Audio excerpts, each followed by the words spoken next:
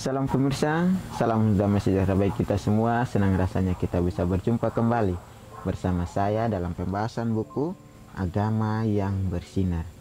Buku ini ditulis oleh Nyonya Ellen G. White yang dimana sifatnya memberi petunjuk kepada orang yang mau belajar, pengharapan sejati bagi semua orang, kegembiraan kepada orang yang larut dalam kesedihan, dan kelegaan kepada yang letih.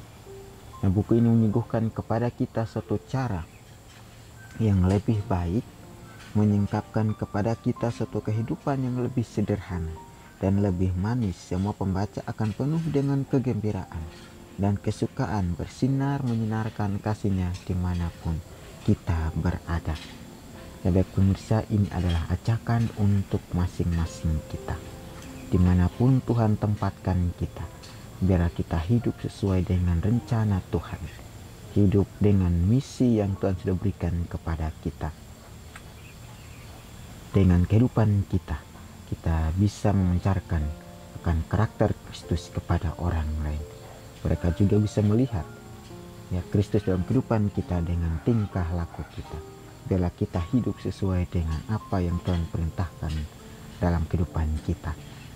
Hidup yang sederhana, hidup yang lebih manis dan lebih baik lagi kepada Tuhan, dengan memancarkan akan kasih Tuhan dimanapun kita berada. Kita akan masuk dalam pembahasannya dengan judul Dengan Bibir yang Bersuka Cita. Ayat intinya terdapat dalam Mazmur 63 ayat 6. Seperti dengan lemak dan sumsum jiwaku dikenyangkan, dan dengan bibir yang bersorak-sorai mulutku memuji-muji. Mereka yang tinggal di dalam Yesus akan bahagia, ceria dan bersuka cita di dalam Tuhan. Kembali lagi kepada kita, saudara-saudara. Pilihan kita ada di mana? Ya, jika pilihan kita itu benar dan sungguh-sungguh kita lakukan itu, maka kita akan bersama dengan Tuhan. Kita akan bersuka cita, kita akan ceria dan sangat bahagia karena kita hidup di dalam Tuhan. Seringkali kita selalu punya rencana yang indah atau punya rencana yang lain, ya, tetapi rencana Tuhan itu indah, ya. Dia mau supaya kita ceria, kita senang bersama dengan Dia. Ya. Jika kita mau mengambil akan pilihan kita yang membuat kita kesenangan, yang membuat kita senang di dunia ini, biarlah kita selalu doakan itu kepada Tuhan. Jika Tuhan mau untuk berikan kesenangannya untuk kita di dunia ini, maka kita akan melakukan itu. Jika kita mengambil kesenangan dunia untuk kita pakai dalam kehidupan kita, maka Tuhan Dia akan ya memberikan atau mengizinkan semuanya itu terjadi. Jika itu semuanya sudah terjadi, maka di mata kita akan terbuka bahwa kesenangan Tuhan, bahwa keceriaan Tuhan itu lebih indah, lebih baik daripada kesenangan dunia. Ya, biarlah kita selalu memikirkan ya dengan cara apa yang harus kita berikan kepada Tuhan, sedangkan Tuhan sudah berikan kepada kita ya, kesenangannya sendiri. Ya mungkin kita selalu memilih yang terbaik untuk kita lakukan. Berat itu menjadi satu pedoman kita untuk selalu datang kepada Tuhan. Ya, karena jika kita mau tinggal di dalam Kristus, jika kita mau tinggal di dalam kasih karunia Kristus itu, maka semua yang kita rasakan itu semua daripada Tuhan. Ya, itu mengapa Daud dia selalu mendekatkan dirinya kepada Tuhan.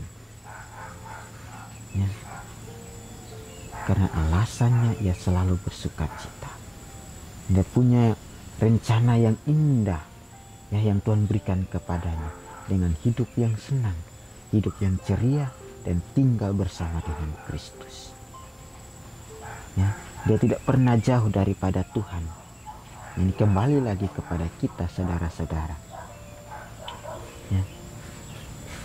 Salah sedikit kita sudah mulai memikirkan bagaimana kita bisa keluar dari kesenangan itu. Ya.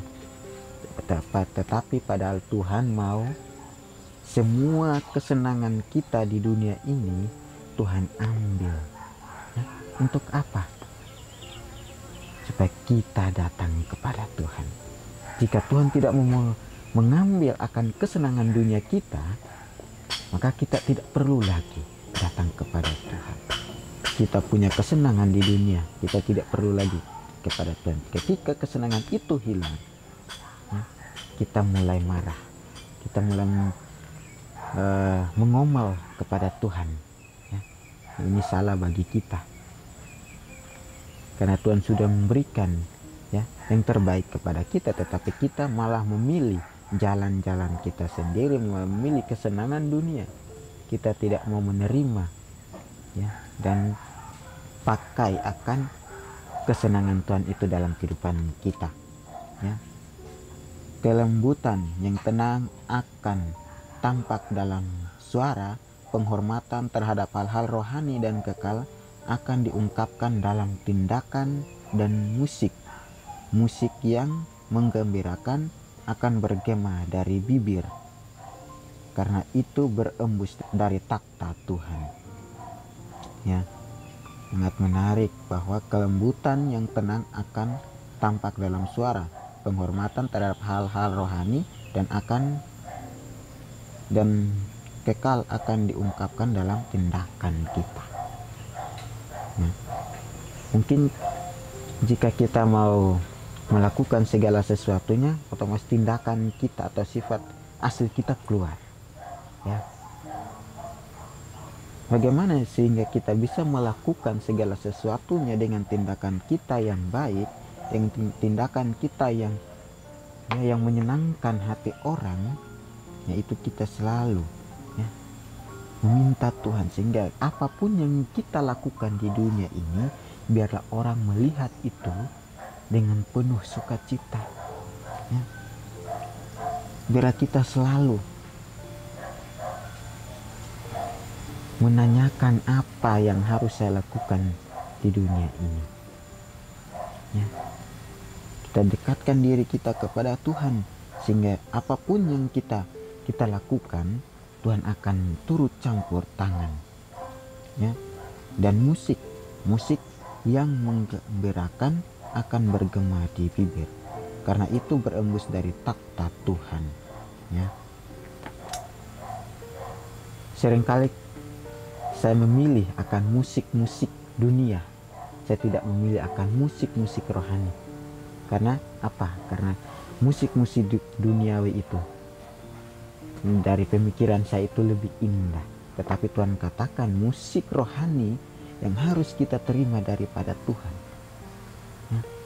Supaya kita bisa merangkul, kita bisa melihat lagi tindakan kita, ya, yang sebenarnya. Karena musik itu berasal dari takhta Tuhan, dari suara Tuhan sendiri.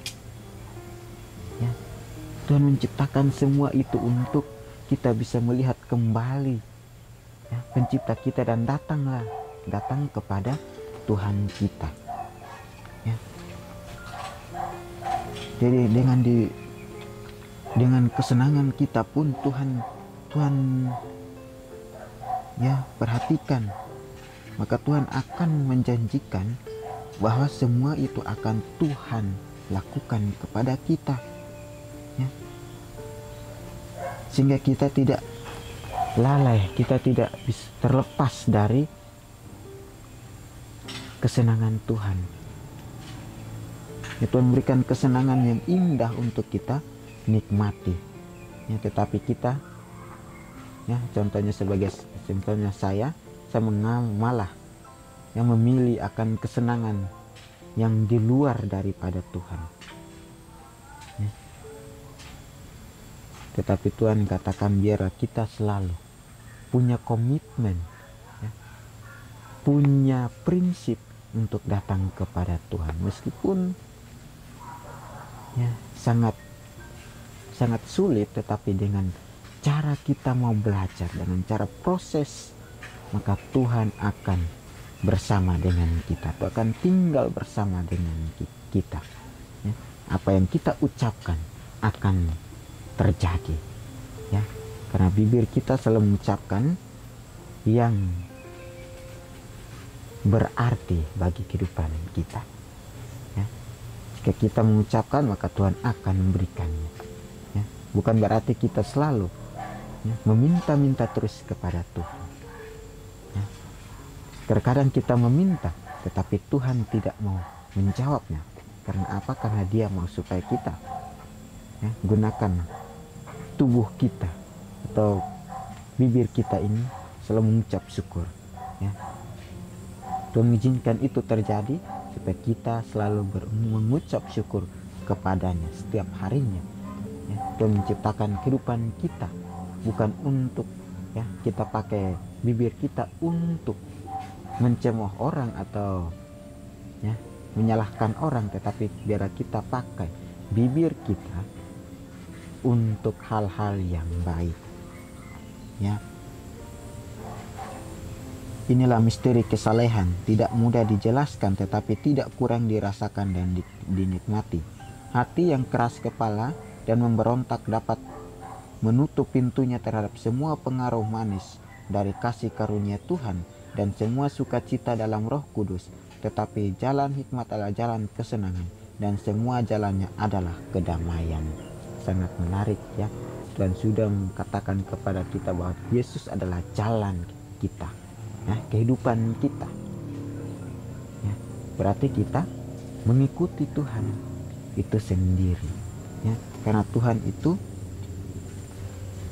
mau supaya kita bersama dengan Dia. Jika kita mau mengeraskan hati kita, kita tidak mau membuka pintu hati kita untuk Tuhan, maka suatu saat kita akan terjatuh. Nah, jika permasalahan itu sudah terjadi, baru kita mau menyalahkan Tuhan. Tetapi Tuhan sudah berikan kepada kita satu amaran yang untuk kita lakukan, yang untuk kita bersandar sepenuhnya kepada Tuhan seperti Daud. Kemanapun ia pergi, dia selalu pegang teguh akan janji Tuhan, pegang teguh akan prinsipnya kepada Tuhan. Sehingga dia sendiri pun dia tetap memuliakan nama Tuhan. Nah, Tuhan selalu manggil dia, maka itu dia tidak mau mengeraskan hatinya. Misalnya Tuhan memanggil saya, jika saya mengeraskan hati saya, maka saya berada di dalam satu lingkungan yang keliru, dalam satu fase yang tidak mau menerima Kristus itu sendiri. Nah, di situ ada pilihan untuk saya. Bagaimana sehingga pilihan itu tidak ada? Maka kita datang kepada Tuhan, meminta Tuhan untuk membantu saya dalam proses ini, membantu saya untuk berjalan dalam jalannya Tuhan itu sendiri. Karena jalan Tuhan itu sangat luar biasa bagi kita. Jika kita mengeraskan hati kita,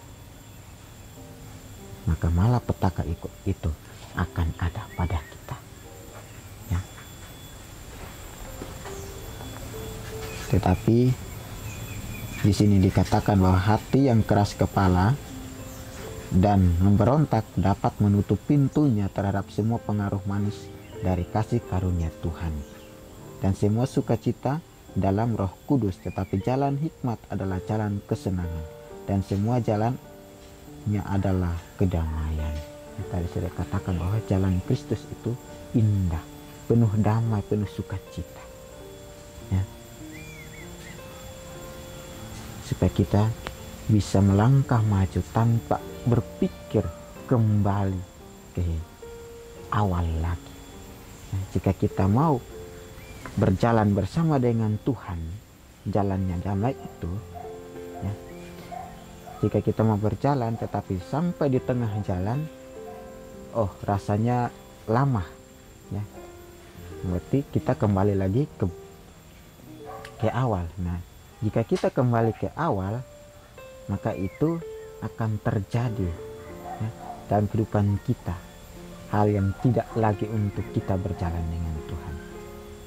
Ya, kita sudah kembali kepada kesenangan dunia kita. Ya, biarlah kita selalu punya hikmat ya, yang bijaksana untuk memuliakan nama Tuhan dan mengangkat tangan kita untuk memuji nama Tuhan. Orang yang berjalan dalam jalan-jalan hikmat walaupun dalam kesengsaraan sangat bergembira karena dia yang dikasihi. Jiwa mereka berjalan tak kelihatan di samping mereka. Di setiap langkah ke atas mereka melihat lebih jelas sentuhan tangannya. Di setiap langkah sinar kemuliaan yang lebih terang dari yang tak kelihatan itu turun ke atas jalan mereka, dan nyanyian-nyanyian pujian mereka mencapai nada yang lebih tinggi, naik menyertai nyanyian-nyanyian malaikat di hadapan takhta. Khotbah di atas bukit halaman 157-158. Ya. Di sini katakan bahwa orang yang berjalan dalam jalan-jalan hikmat walaupun dalam kesengsaraan sangat bergembira. Ya. Jadi kita mengikuti langkah Kristus, kita mengikuti jalannya Tuhan. Ya, meskipun sulit, meskipun ya sengsara dalam perjalanan itu, tetapi kita bergembira. Tuhan memberikan kesenangan itu kepada kita. Jika kita mau melewati akan jalan itu yang penuh sengsara, maka akhirnya di akhirnya nanti kita akan mendapatkan kesenangan. Ya. Apa yang artinya dengan kesenangan? Ya. Itu kembali lagi kepada kita. Jika kita mau mengikuti kesenangan Tuhan, kesenangan Tuhan itu indah.